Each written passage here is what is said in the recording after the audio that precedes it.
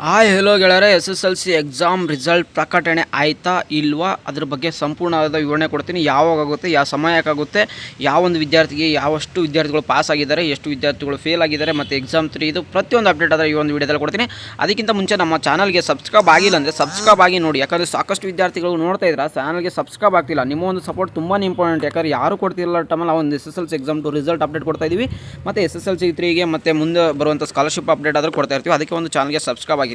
ಮೊದಲನೇದಾಗಿ ಕರ್ನಾಟಕದ ರಾಜ್ಯದ ಎಲ್ಲ ಶಾಲಾ ಪರೀಕ್ಷೆ ಮತ್ತು ಮೌಲ್ಯ ಮಂಡಳಿ ನಡೆಸಿದಂಥ SSLC ಎಕ್ಸಾಮ್ ಪೂರಕ ಪರೀಕ್ಷೆ 2 ಸಪ್ಲಿಮೆಂಟರಿ ಎಕ್ಸಾಮ್ ಅಂತ ಕರೀತಾರೆ ಸ್ವಲ್ಪ ಸ್ಟೂಡೆಂಟ್ಸ್. ಆದರೆ ಈ ಫಲಿತಾಂಶ ಪ್ರಕಟಣೆಗೆ ದಿನ ಎಣಿಕೆ ಶುರುವಾಗಿದೆ.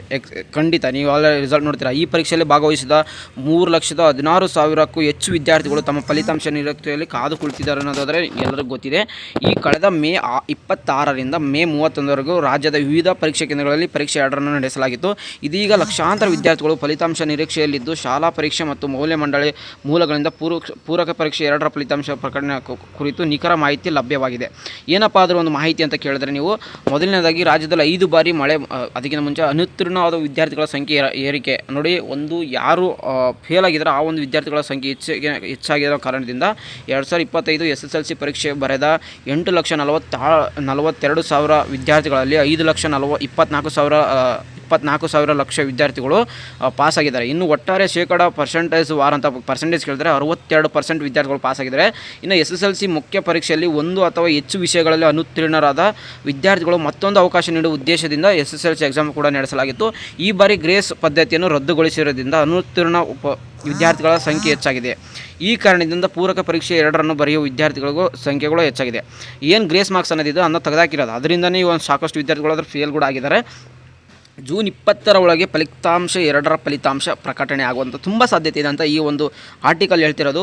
ಶಾಲಾ ಪರೀಕ್ಷೆ ಮತ್ತು ಮೌಲ್ಯ ಮಂಡಳಿ ಮಾಹಿತಿ ಪ್ರಕಾರ ಕಳೆದ ಜೂನ್ 26ರಿಂದ ಮೇ 2ರವರೆಗೆ ಮೌಲ್ಯಮಾಪನ ಪ್ರಕ್ರಿಯೆ ಆರಂಭವಾಗಿದ್ದು ನೋಡಿ. ಜೂನ್ 6ರಿಂದ ನಿಮಗೆ ಮೌಲ್ಯಮಾಪನ ಸ್ಟಾರ್ಟ್ ಆಗಿದ್ದು, ಪರೀಕ್ಷೆಯ ಮುಕ್ತಾಯದ ಬಳಿಕ 1 ವಾರದೊಳಗೆ ಮೌಲ್ಯಮಾಪನ ಪ್ರಕ್ರಿಯೆ ಪ್ರಾರಂಭವಾಗಿದ್ದು ಫಲಿತಾಂಶ ಪ್ರಕಟಣೆ ಕಾರ್ಯ ಆರಂಭವಾಗಿದೆ ಅಂತ ಸಾಗುತ್ತಿದೆ ಅಂತ ಹೇಳ್ತಿದ್ದಾರೆ. ಶೀಘ್ರದಲ್ಲೇ SSLC ಎಕ್ಸಾಮ್ ಪರೀಕ್ಷೆ 2ರ ಫಲಿತಾಂಶ ಪ್ರಕಟಿಸುವ ನಿರೀಕ್ಷೆ ಇದ್ದು, ಫಲಿತಾಂಶ ಬಿಡುಗಡೆ ಅಧಿಕೃತ ದಿನಾಂಕ ಸಮಯ ಇನ್ನೂ ದೃಢೀಕರಿಸವಾಗಿದ್ದರಿಂದ ಜೂನ್ 20ರ ಒಳಗೆ ಫಲಿತಾಂಶ ಹೊರಬರುವಂಥ ತುಂಬ ನಿರೀಕ್ಷೆ ಇದೆ. ಇಂದಿನ ವರ್ಷದ ಫಲಿತಾಂಶ ಪ್ರಕಟಣೆ ದಿನಗಳನ್ನು ನೋಡ್ತಾ ಹೋದರೆ ನೀವು, ಫಲಿತಾಂಶ 2ರ ಫಲಿತಾಂಶ ಸಾಮಾನ್ಯವಾಗಿ ಯಾವಾಗ ಕೊಡ್ತಿದ್ರು ಅಂದರೆ ಮುಗಿದ 1 ತಿಂಗಳದೊಳಗಡೆ ರಿಸಲ್ಟ್ ಅನೌನ್ಸ್ಮೆಂಟ್ ಮಾಡ್ತಿದ್ರು. ಕಳೆದ ವರ್ಷ 2024 ಜೂನ್ 14, 21ರ ಒಳಗೆ ಪರೀಕ್ಷೆ ನಡೆಸಲಾಗಿತ್ತು. ಜೂನ್ 10ರಂದು ಫಲಿತಾಂಶ ಘೋಷಿಸಲಾಗಿತ್ತು.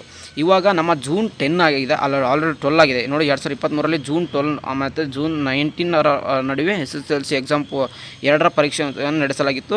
ಜೂನ್ 30ರೊಳಗೆ ಫಲಿತಾಂಶವನ್ನು ಪ್ರಕಟಿಸಲಾಗಿತ್ತು. ಅದೇ ರೀತಿ 2022ರಲ್ಲಿ ಕೂಡ ಜೂನ್ 27ರಿಂದ ಜುಲೈ 24ರವರೆಗೆ ಫಲಿತಾಂಶವನ್ನು ಜೂನ್ 21 ಪ್ರಕಟವಾಗಿತ್ತು.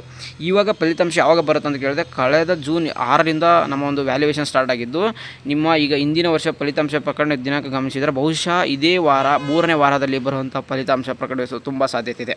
ಈ ಒಂದು ಮಾಹಿತಿ ಎಲ್ಲ ವಿದ್ಯಾರ್ಥಿಗಳು ಎಲ್ಲ ರಿಜಿಸ್ಟರ್ ಮಾಡಿಕೊಂಡು ನೀವು ಅಧಿಕೃತ ವೆಬ್ಸೈಟ್ ಎಲ್ಲ ಚೆಕ್ ಮಾಡ್ಬೋದಾಗುತ್ತೆ. ಲಿಂಕ್ ಕೂಡ ಕಳಿಸ್ತೀನಿ ರಿಸಲ್ಟ್ ಬಿಟ್ಟಿದ ತಕ್ಷಣವೇ.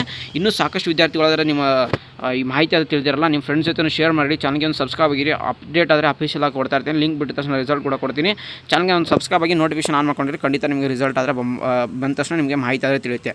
ಸಿಗೋಣ ನೆಕ್ಸ್ಟ್ ವಿಡಿಯೋದಲ್ಲಿ. Have a good day guys. Take care. Love you all. Tata bye.